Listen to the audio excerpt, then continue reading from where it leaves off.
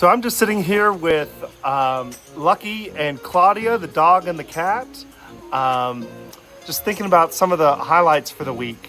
I'm one of the few Spanish speakers in the group alongside David and Maddie, and then everybody else knows a little bit.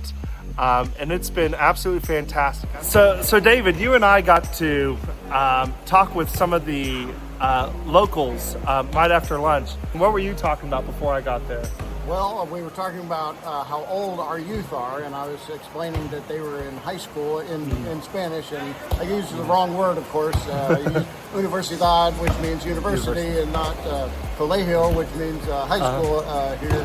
So we had a great conversation. They were so polite and understanding. They just appreciated the effort when we spoke Spanish to them. Yeah, we had the opportunity to sit down with 3 of them, and we got to talk and joke around with them and mess up a lot of Spanish, and we just had a grand time.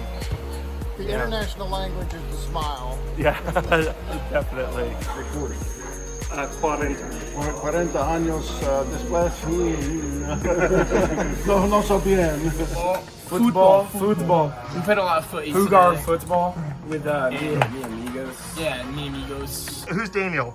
Daniel, you got this one. Daniel's this little boy. He's the pastor's son, and he goes to school every day, and he comes back when we're pretty much wrapping up working. So we just get to connect with him and play some football with him, and even, despite our language barrier, have a lot of fun. Have fun.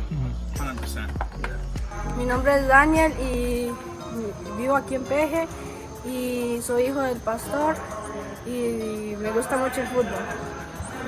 Gracias. So Maddie, what just happened? So I was talking with one of the people here in camp with her family, and I found out a lot. Apparently, recently there was a youth camp here, and 100 kids come through here. And I asked her what kind of activities do they do, and she's like, oh, they slide down water slides, they slide down spider webs.